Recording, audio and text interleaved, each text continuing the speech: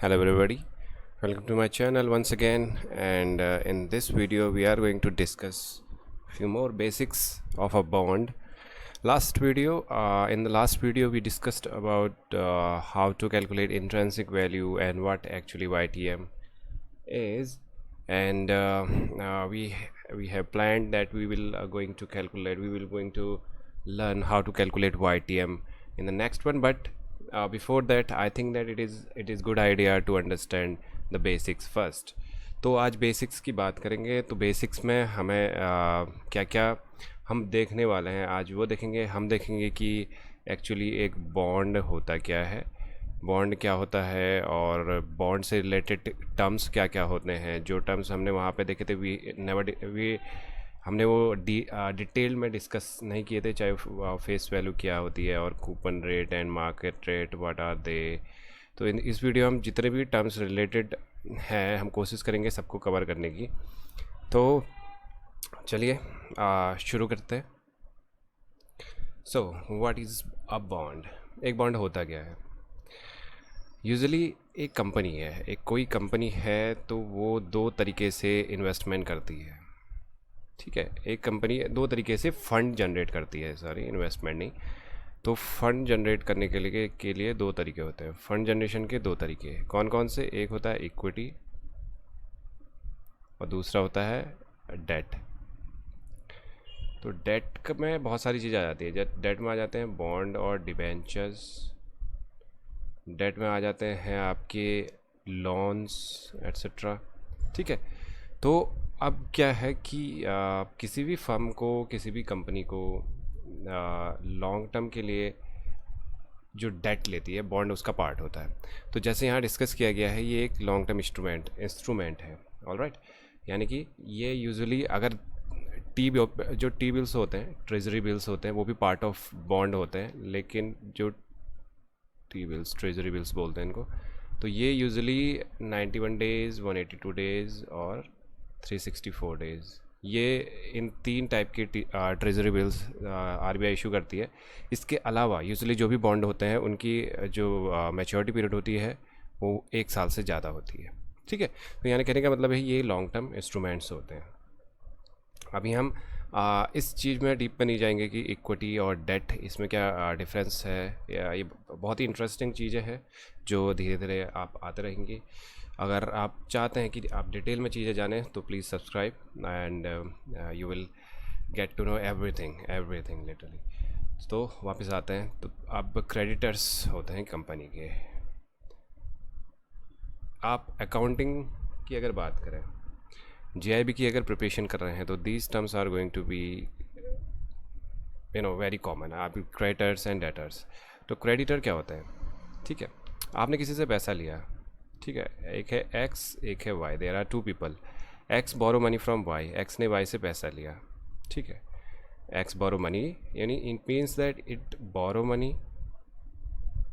और इसको वो बाद में वापस करना है. ठीक है. तो फिर एक्स ने वाई को पैसा वापस करना है. तो वाई क्या है, एक्स के लिए क्रेडिटर है. ठीक है, वाई क्या है, एक्स के लिए क्रेडिटर है. यानी कि एक्स ने पैसा लिया, आपने पैसा लिया है किसी थर्ड पर्सन से, आपने पैसा लिया है सपोज एक्स से, तो आपके लिए एक्स क्रेडिटर है. ठीक है. और एक्स के लिए आप डेटर है, वाई के लिए आप क्या हैं, आप डेटर है. ठीक. जब अकाउंट्स की क्लास में ये चीज़ें बहुत फ्रिक्वेंट है, बहुत बार ये टर्म्स आपको देखने को मिलेगा.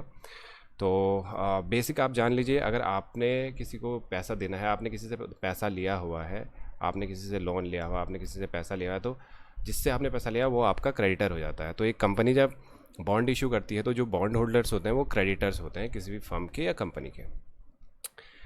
The main reason why people invest in bonds. लोग बॉन्ड में इन्वेस्ट क्यों करते हैं.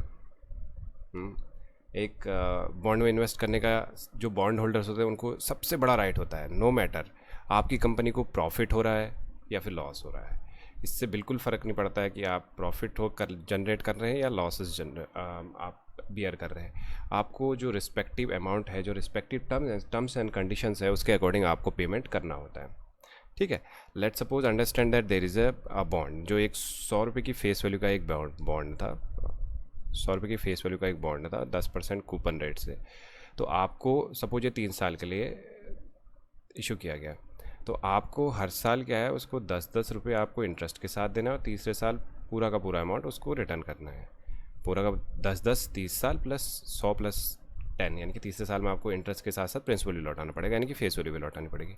तो आपको प्रॉफिट हो रहा हो लॉस हो रहा हो, आपको ये पेमेंट बॉन्ड होल्डर्स को करना ही करना है। अगर आप फेल करते हैं, if a firm fails to repay इधर इंटरेस्ट और principal, the bond holders can take the legal action. Bond holder के पास एक लीगल रेमेडी है कि अगर आप सपोज पेमेंट नहीं कर पाते हैं तो वो लीगल एक्शन आपके अगेंस्ट ले सकता है। एक इन्वेस्टर के लिए debt are safer than equity, ठीक, जैसे क्यों ये हम डिस्कस कर चुके हैं, क्योंकि इस केस में आपको जो आपका रिटर्न है वो आपको मिलना ही मिलना है, ठीक है, चाहे आपकी किसी कंपनी को प्रॉफिट हो रहा हो या लॉस हो रहा हो, उससे कोई मतलब नहीं है। आपकी जो टर्म्स एंड कंडीशन है वो उसके हिसाब से आपको मिलना ही मिलना है। जबकि इक्विटी के केस में क्या होता है कि डिविडेंड में पे होता है, ठीक है, डिविडेंड पे होता है। डिविडेंड तब एक कंपनी पे करती है जब उसको होता है प्रॉफिट। लॉस के केस में कोई कंपनी डिविडेंड पे नहीं करती शेयर होल्डर्स को। और इक्विटी बहुत ही लिक्विड होती, बहुत ही फ्लक्चुएशन होते रहते हैं उसमें इक्विटी के रेट्स में ऊपर नीचे। तो डेट जो है सेफ़र एक ऑप्शन है इन्वेस्टर के लिए। आप अगर इन्वेस्ट कर रहे हैं तो आपके लिए डेट सेफ़र है। लेकिन अब लोग फिर आप बोलेंगे कि लोग इक्विटी में क्यों इक्विटी में क्यों इन्वेस्ट करते हैं अगर डेट जो मार्केट है वो सेफ़र है। Because the more risk the higher जितना ज़्यादा रिस्क होता है उतना ज़्यादा रिटर्न रहता है। Higher the risk higher the return. तो जितना ज़्यादा रिस्क होता है उतना क्या होता है, रिटर्न आने के चांसेस ज़्यादा होते हैं। जहाँ पे आप एक डेट में usually let me write here, usually debt में मानिए 8 से लेके 12% तक के रिटर्न आते हैं। वहीं इक्विटी में इवन 25% तक रिटर्न आते हैं। कोई कंपनीज इवन 50% तक रिटर्न देती हैं। लेकिन अगर एवरेज देखा जाए तो 15 to 20% का रिटर्न इक्विटी देता है, डिपेंड ऑन मार्केट सर्कमस्टेंसेस, ठीक है, पूरा का पूरा मार्केट पे डिपेंड है। तो और एक फर्म के लिए डेट, यानी कि एक फर्म के लिए डेट बेनिफिशियल है इक्विटी इशू करने से, ठीक। क्यों, क्या होता है कि जब माना एक कंपनी है उसको टोटल 100 रुपये का प्रॉफिट हुआ है, सब कुछ जो टोटल प्रॉफिट, नेट प्रॉफिट जिसको बोलते हैं, ठीक है, यहाँ पे मैं लिख देता हूँ नेट प्रॉफिट। तो क्या होता है कि नेट प्रॉफिट में वो चीज़ डिडक्ट हो जाती है जो आप क्या करते हैं, जो आप एज ए इंटरेस्ट पे करते हैं बॉन्ड होल्डर्स को। सपोज आपने 10 रुपये इंटरेस्ट के रूप में पे किया है, तो अब आपका जो टैक्स देना होगा वो इस अमाउंट पे देना होगा, ना कि इस अमाउंट पे। वहीं अगर इक्विटी की बात होती, ठीक है, अगर आपका 100 रुपये सपोज प्रॉफिट में है, आपने शेयर इशू किए थे, और ओके जस्ट अ सेकेंड,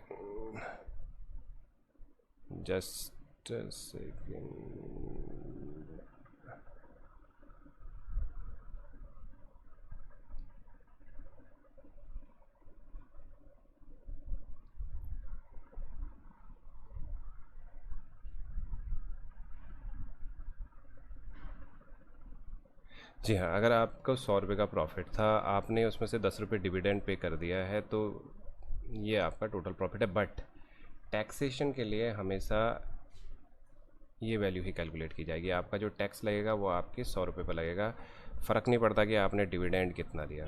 लेकिन हाँ, अगर यही अगर आपका बॉन्ड हो या कोई भी डेट हो, तो आप में उसमें जो इंटरेस्ट पे करते हैं, सपोज कोई भी वैल्यू हो सकती है, इंटरेस्ट जो पे करते हैं, तो इंटरेस्ट पे को हटाने के बाद जो अमाउंट आता है उस पर क्या लगता है, उस पर आपका वो जो अमाउंट होता है उसको आप टैक्सेबल होता है। तो वही चीज़ यहाँ पे लिखी है, फॉर द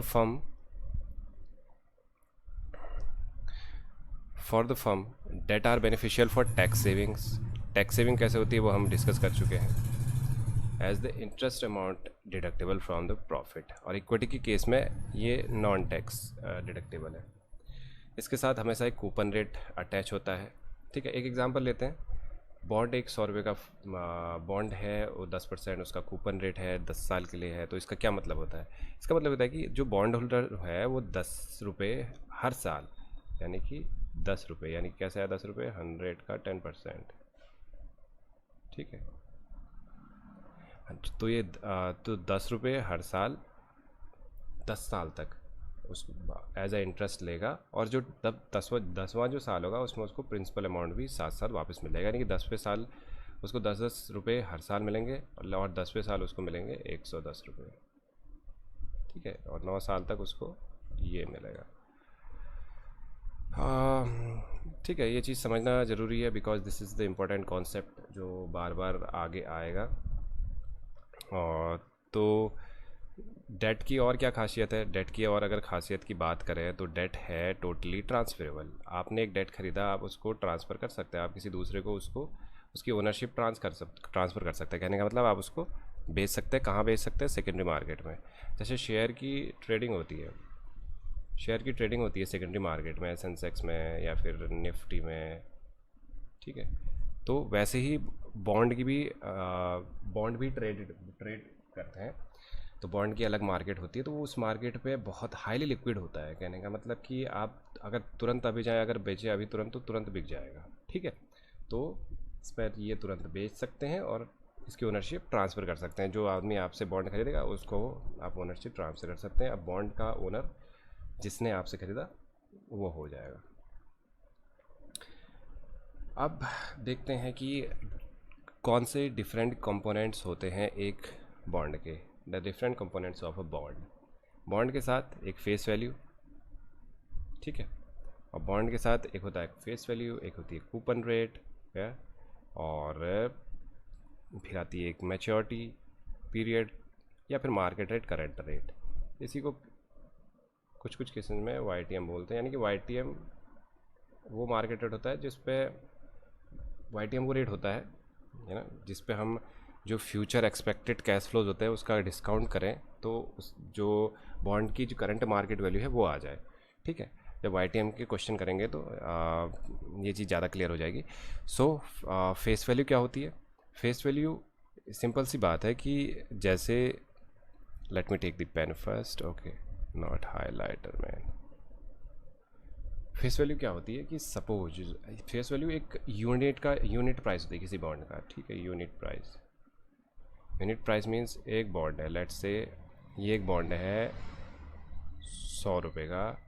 ठीक है, तो कहने का मतलब कि इसका एक बॉन्ड की वैल्यू क्या है? एक बॉन्ड का जो यूनिट प्राइस है वो उसका हो जाता है फेस वैल्यू, यानी कि इसको आप बोल सकते हैं प्रिंसिपल अमाउंट। ठीक है, आपने 10 ऐसे बॉन्ड खरीदे तो आपने 1000 रुपये इन्वेस्ट करे। ठीक है, आपने ऐसे 100 खरीदे तो आपने 10,000 रुपये इन्वेस्ट करे। ठीक है, तो फेस वैल्यू क्या थी? फेस वैल्यू 100 रुपीज़ थी। ठीक है, 100 रुपीज़ के आपने ये खरीदे तो आपने टोटल इतना इन्वेस्ट करा। तो इसको चाहे तो आप प्रिंसिपल अमाउंट बोल लीजिए, चाहे फेस वैल्यू बोल लीजिए, ये भी आपका फेस वैल्यू है क्योंकि इतना आप इन्वेस्ट कर रहे हैं। ठीक है, जो दूसरा कंपोनेंट आता है कूपन रेट। कूपन रेट क्या है? हमेशा जो एक बॉन्ड इशू होता है वो एक परसेंटेज के साथ आता है। अगर कुछ केसेस में कुछ बॉन्ड्स को छोड़ के लगभग हर बॉन्ड एक परसेंटेज के साथ आता है। एक 100 रुपये का बॉन्ड आएगा विथ कूपन रेट ऑफ 10% या फिर 8%, जो भी मतलब। ठीक है, तो इसका कहने का मतलब क्या है कि जब तक का वो बॉन्ड होगा, हर साल इस परसेंटेज के हिसाब से आपको हर साल एक अमाउंट मिलता रहेगा, एक अमाउंट एज अ रिटर्न वापस आता रहेगा। ठीक है, coupon rate attached with face value, coupon rate और फेस वैल्यू के साथ अटैच रहता है। कई बार कन्फ्यूजन हो जाता है कि कूपन रेट और market rate. Coupon rate fix है। कूपन रेट मीन्स जब इशू किया, जब बॉन्ड होल्डर, जब एक इशूअर ने, एक फर्म ने, कंपनी ने बॉन्ड इशू करे तो उसमें फिक्स हो जाता है कि हाँ ये इसकी फेस वैल्यू है, फेस वैल्यू में, और इतना इसका कूपन रेट है। वो कूपन रेट फिक्स हो जाता है, वो चेंज नहीं होता है। एक बॉन्ड के पूरे ड्यूरेशन में कूपन रेट कभी चेंज नहीं होता है। जो चेंज होता है वो होता है मार्केट रेट। मार्केट की डिमांड एंड सप्लाई के हिसाब से, और कुछ और फैक्टर्स होते हैं उसके हिसाब से मार्केट रेट क्या है, ऊपर नीचे हो सकता है। और ज़रूरी नहीं है कि आपका 10% उसका कूपन रेट था तो उसका मार्केट रेट भी 10% हो सकता है। ठीक है, बट हो सकता है, बट ये हम नहीं कह सकते कि ये हमेशा ही होगा। ये भी हो सकता है कि जो कूपन रेट है उसकी वैल्यू मार्केट रेट से ज़्यादा हो, और ये भी हो सकता है कि कूपन रेट से मार्केट रेट की वैल्यू कम हो, मार्केट रेट की वैल्यू कूपन रेट से ज़्यादा हो। ठीक है, तो कहने का मतलब मार्केट जो, तो हमने एक चीज़ हमें पता लगी, जो कूपन रेट है, कूपन रेट की वैल्यू फिक्स होती है, लेकिन जो मार्केट रेट है, जो करंट मार्केट रेट है, जिसको हमने यहाँ पे आर से डिनोट किया है, इसकी वैल्यू ऊपर नीचे जा सकती है। ये फ्लेक्सिबल है, ये डिपेंड ऑन मार्केट, इसकी वैल्यू ऊपर नीचे जा सकती है। ठीक है, ये ऐसा नहीं कि एक फिक्स है। ठीक, तो इसकी वैल्यू चेंज होते रहती है। Important term maturity period. Maturity period क्या है? मैच्योरिटी पीरियड कोई भी बॉन्ड कितने टाइम के लिए खोला गया है, कोई भी कितने टाइम के लिए इशू किया गया है, वो होता है टोटल पीरियड। जैसे एक एफडी की अगर एग्जांपल ले लीजिए, तो एफडी आप बैंक में ओपन करते हैं, तो अगर कोई 5 साल की एफडी करिए तो उसका मैच्योरिटी पीरियड क्या हो जाएगा? 5 साल हो जाएगा। उसी भी टाइप से अगर बॉन्ड होता है, बॉन्ड कितने साल के लिए खोला गया वो डिपेंड करता है। माना 10 साल के लिए एक बॉन्ड खोला गया, तो 10 साल क्या हो गया? उसकी मैच्योरिटी पीरियड हो गया। तो ईजी टर्म है, बेसिक से टर्म से, हालांकि इतना ज़्यादा इसमें जाने की ज़रूरत नहीं, बस बेसिक टर्म्स आपको समझ में आनी चाहिए। इंपॉर्टेंट है कि आप फेस वैल्यू आप इजी है समझना। जो मेन कंफ्यूजन होता है वो कई बार कूपन रेट और मार्केट रेट पे होता है। सीधी सी बात है, आप समझिए कूपन रेट कभी चेंज नहीं होता है, मार्केट रेट ऊपर नीचे होते रहता है। ठीक है, अब एक चीज़ और समझते हैं। वीडियो थोड़ा सा लंबा हो रहा है, बट लेट्स ये चीज़ एक बार और समझ लेते हैं। दरअसल डिफरेंट टाइप से बॉन्ड इशू किए जाते हैं। ठीक है, तो कई बार क्या होता है कि एक बॉन्ड पार पे, एट पार का मतलब होता है जो उसकी फेस वैल्यू होती है ना, उतने पे ही इशू किया गया। जैसे एक 100 रुपये का एक बॉन्ड है, तो 100 रुपये का बॉन्ड 100 रुपये पे इशू किया गया है। ठीक है, आप बोलेंगे इसमें नई कौन सी बात हो गई, ये जितने का होगा उतना ही तो इशू किया जाएगा। ठीक है, बट बॉन्ड यूजली जो मैक्सिमम बॉन्ड होते हैं, maximum bond come to this category, और सबसे कम ये होते हैं, बहुत रेयरली इशू किए जाते हैं। ये मोस्ट पॉपुलर है, लेकिन उसमें से भी यूजली जो गवर्नमेंट बॉन्ड हैं वो सारे के सारे इशूड एट डिस्काउंट होते हैं और रिडीमेबल एट पार होते हैं। यानी कि एक 100 रुपये फेस वैल्यू का बॉन्ड है, वो गवर्नमेंट ने 96 रुपये में बेच दिया, 96 रुपये में इशू कर दिया, सॉरी बेचा नहीं, गवर्नमेंट ने एक 100 रुपये फेस वैल्यू का बॉन्ड 96, यानी कि आप जब खरीदने गए तो आपको ये वैल्यू आपको पे करनी पड़ी। ठीक है, ये आपकी बाय वैल्यू है आपके लिए, अगर आप बॉन्ड होल्डर हैं, आप इन्वेस्टर हैं। और जब आप इसको रिडीम करेंगे, तो आपको रिडीम जब करेंगे तो ये वैल्यू मिलेगी। तो आपका प्रॉफिट क्या हो गया इसमें? आपका प्रॉफिट हो गया जो आपको जो मिला और आपने जो इन्वेस्ट किया। तो ये 4 रुपये पर बॉन्ड के हिसाब से आपका क्या हो गया? प्रॉफिट हो गया। तो यूजुअली गवर्नमेंट जो होती है ऐसे ही बॉन्ड का इशू करती है। उसको अभी क्वेश्चंस में आपको मिलने को मिलेगा कि a bond issued at discount and redeemable at par, यानी कि इस डिस्काउंट पे तो इशू किया गया और वो पार वैल्यू पे रिडीमेबल है। रिडीमेबल मतलब उसकी मैच्योरिटी के टाइम जब आप उसको बेचेंगे, तो वो जब आपको उसका जो इन्वेस्टमेंट का रिटर्न मिलेगा तो वो पार वैल्यू के हिसाब से मिलेगा। ठीक है, इश्यूड एट प्रीमियम मतलब 100 रुपये का बॉन्ड है और उस पर कोई प्रीमियम ऐड करके आपको बेचा जा रहा है 102 रुपये, 104 रुपये। कब ऐसा होता है? जब डिमांड बहुत ज़्यादा होती है, सेकेंडरी मार्केट पे यूजुअली प्रीमियम पे बेचा जाता है, डिपेंड ऑन बॉन्ड एंड कुछ और सर्कमस्टेंसेज होता है। यूजुअली डिमांड ही एक ऐसा फैक्टर होता है जो फोर्स करता है किसी बॉन्ड को फेस वैल्यू से ज़्यादा बेचने पर। तो अगर हम रिकैप करें हमने क्या क्या सीखा, तो हमने सीखा बॉन्ड क्या होता है, बॉन्ड में इन्वेस्टर को क्या फ़ायदा होता है, बॉन्ड में फर्म को क्या फ़ायदा होता है, बेसिक्स उसके कंपोनेंट्स कौन कौन से होते हैं, face value, coupon rate, maturity period और उसके मार्केट रेट और कूपन रेट में क्या डिफरेंस होता है। हमें ये भी जाना कूपन रेट फिक्स होता है, market rate depend on market circumstances ऊपर नीचे जाता रहता है। ठीक है, फिर फेस वैल्यू के बारे में जाना कि फेस वैल्यू क्या होती है, coupon rate, market rate, maturity period, और उसके बाद हमने डिस्कस किया कि कितने तरीके से एक बॉन्ड इशू किया जाता है। इसको bond can be issued at par, bond can be issued at discount and bond can issued at premium.